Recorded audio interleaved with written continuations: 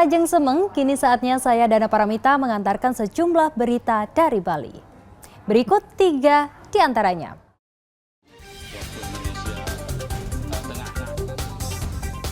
Polisi menangkap 2 warga negara Australia karena membuka praktek prostitusi berkedok spa di Kerobokan.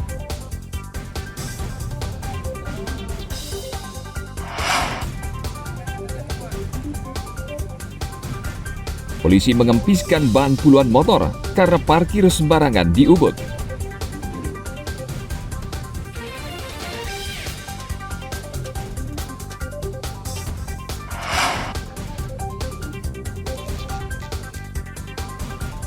Jangan lewatkan mencoba kelezatan ayam keren, kuliner khas Kabupaten Bangli.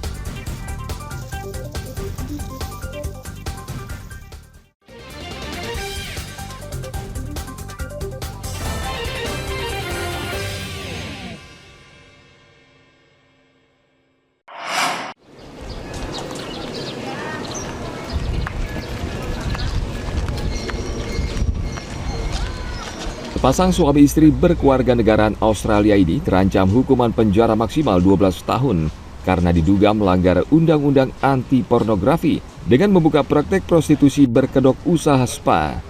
Kedua tersangka adalah pemilik usaha Pink Place Spa Bali di bawah PT High Maid Bali yang beroperasi di Jalan Mertesari, Kerobokan, Kelot, Kuta Utara. Selain menawarkan pijat tradisional, ternyata kedua tersangka juga melayani praktek prostitusi.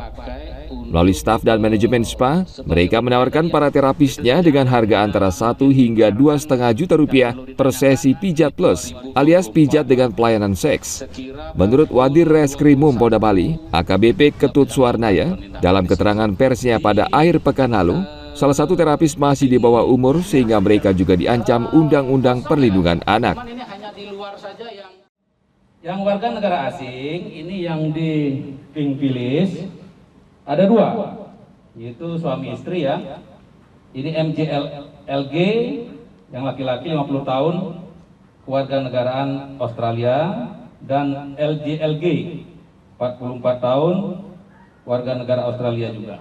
Pelanggannya kalau kita dalami dari keterangan para saksi maupun terapis di sana ya bercampur ya. Kebanyakan dari luar gitu ya.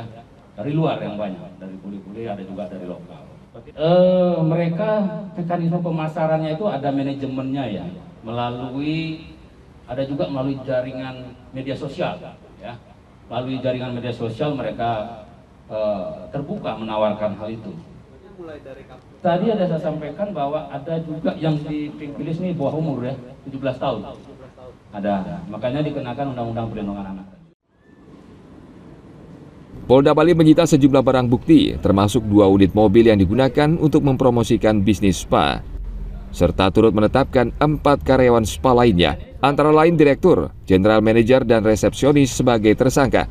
Selain membongkar praktek prostitusi di Pink Place Spa, Ditreskrimum Polda Bali juga mengungkap praktek prostitusi di Flame Seminyak dengan menangkap 5 tersangka, mulai dari pemilik, direktur, marketing hingga resepsionis diamankan petugas bersama sejumlah barang bukti lainnya.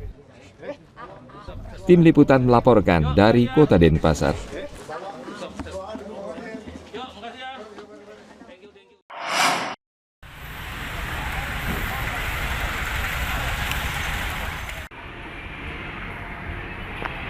Kemacetan sudah menjadi pemandangan sehari-hari di kawasan wisata Ubud Gianyar.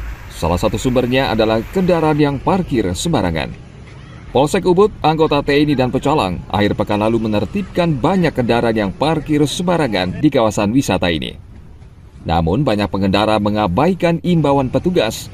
Petugas akhirnya mengempiskan ban puluhan kendaraan bermotor lalu mengangkutnya ke kantor polisi karena pemiliknya tidak memperdulikan imbauan petugas. Petugas sebenarnya sudah berulang kali mengimbau, bahkan memasang tanda larangan parkir. Namun tetap saja banyak pengendara yang melanggar. Adapun tujuan dari kegiatan ini adalah untuk mewujudkan ketertiban lalu lintas, di mana kita melihat pada kurun waktu 1 bulan pasca dari kebakaran adanya permaluman pedagang yang berjualan di kantong parkir pasar tematik mengakibatkan pedagang, pengunjung, dan beberapa karyawan di seputaran pasar tematik melakukan parkir liar di daerah yang kita larang. Selanjutnya kami menghimbau kepada masyarakat agar melakukan parkir kendaraannya di titik yang telah ditentukan, di Batu Karu, kemudian di lapangan Astina, dan beberapa kantong parkir lainnya.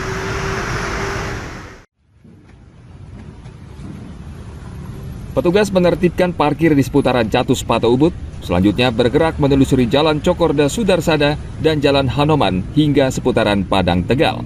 Lalu lintas di kawasan Ubud sejak lama mendapat keluhan dari wisatawan dan pengendara karena ruas jalan semakin menyempit akibat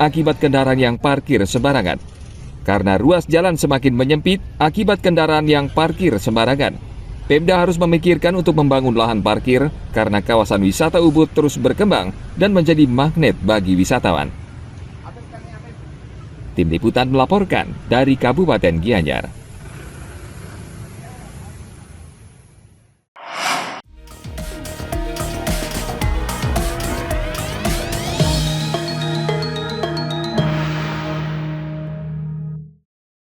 Bicarakan pada kesempatan tersebut.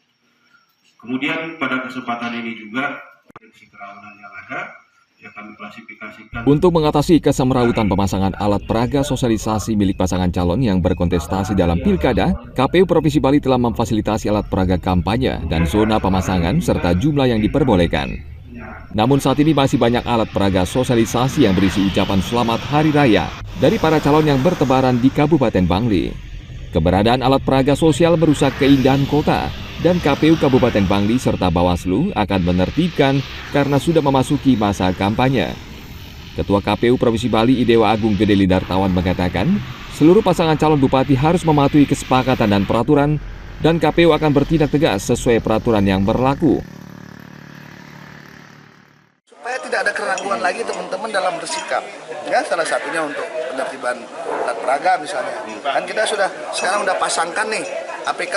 Kalau sudah dipasangkan, ya udah yang sebelumnya itu harus diturunkan. Yang melanggar itu hal yang bagus untuk kita koordinasikan sehingga saling support gitu. Ya. KPU membedakan alat peraga sosialisasi dan alat peraga kampanye. Alat peraga sosialisasi berisi pendidikan bagi pemilih dan tidak boleh menyampaikan visi dan misi calon. Alat peraga ini dipasang saat tahapan sosialisasi pilkada. Saat memasuki kampanye, alat peraga sosialisasi sudah harus diganti dengan alat peraga kampanye yang berisi visi dan misi para calon. Namun kenyataannya masih banyak alat peraga sosialisasi yang bertebaran sehingga wajah kota semakin semrawut. Tim Liputan melaporkan dari Kabupaten Bangli.